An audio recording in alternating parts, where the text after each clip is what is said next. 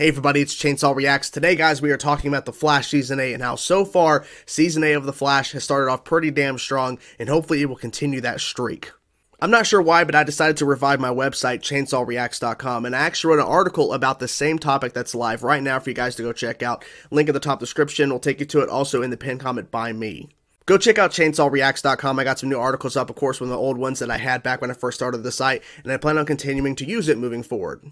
Now to the point of the video, The Flash Season 8, I have to say, I have that excitement again to watching this show, which is something that I was kind of losing a little bit the last number of seasons, and especially Season 7, there was a lot of questionable episodes and a lot of moments where I was like, I'm not overly hyped for the next episode, like I'm curious to see where they're going to go with it, but ultimately I just started to lose my passion for the show, and it definitely has been reignited with Season 8, at least in terms of so far with these first 3 episodes. I already made this point in my article, but I want to say it here.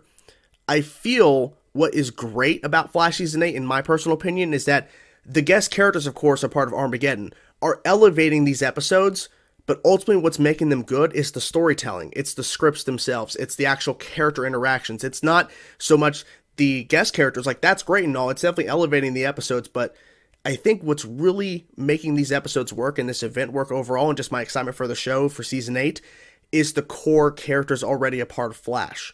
And even how they set up Armageddon itself, because easily in Part 1, Episode 1 of Season 8, they could have done a bunch of crossover stuff right up front, but instead, they made us wait. They reestablished everybody in terms of where they're at now, currently, in terms of a little bit of a time jump, of course, Season 7 to Season 8, and then Ray shows up, and then they wait till, like, basically the last third of the episode to go, here's Despero, here's the Armageddon setup, and then wait for it. They use Part 2 and Part 3 of Armageddon to drop some major bombs on us that we were not expecting, because the way they set up Part 1 of Armageddon, like, that's a pretty interesting surprise, pretty interesting reveal in terms of Despero. The CGI definitely has improved, but it didn't really feel like a big crossover episode.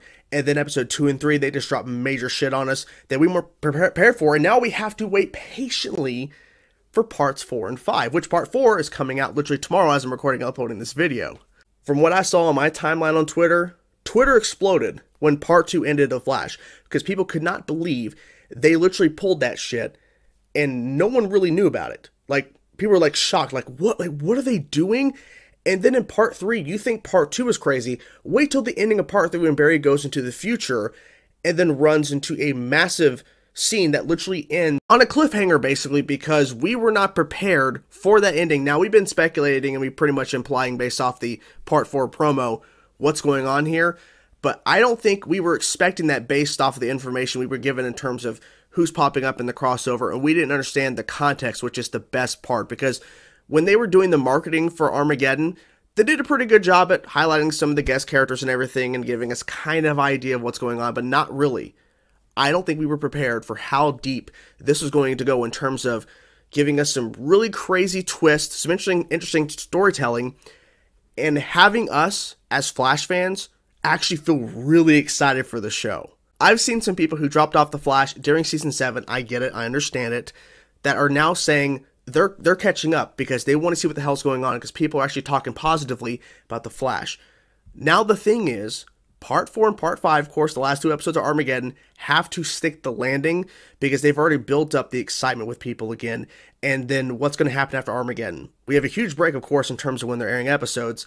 But when they come back after Armageddon, are they going to be able to maintain the storytelling in terms of how they're telling it, how they're revealing information, and how these characters are interacting, and all of that? Is it still going to maintain after Armageddon is over? I'm optimistic.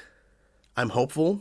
Because, like I was saying, in my opinion, I feel that the show is great now, in my opinion, because of the core characters for the most part. The dialogue, some dialogue could still be touched up, but you get my point. But the way they're telling the story and how we're invested in the stories and what they're doing with Armageddon and how they're telling all this. And of course, the guest characters, like I was saying earlier, is elevating them, but not ultimately making them fantastic 10 out of 10. Well, you know, they're definitely elevating, but it's not what's really making them great, in my personal opinion. They're just elevating certain aspects of the story. We will definitely get our first indication of where they're going to be heading, of course, I think during Part 5 of Armageddon in terms of setup, because I think they've already teased that we're going to see setup for the next arc during the last episode of Armageddon, because you got to tease the next thing coming, and we have a long break from Armageddon to when the next arc starts, because I think it's like months of break. So hopefully we'll get a sense and idea of where we're going to be heading in terms of a story, and hopefully it's intriguing, it's exciting. Like I was saying, it has felt great to be excited and looking forward to the next episode of The Flash, because for a number of years, fans have been divided. Now, I'm not saying everybody loves what's happening in Armageddon, because there's still people that are not watching the show, or they have no interest, or they're not that excited for this event.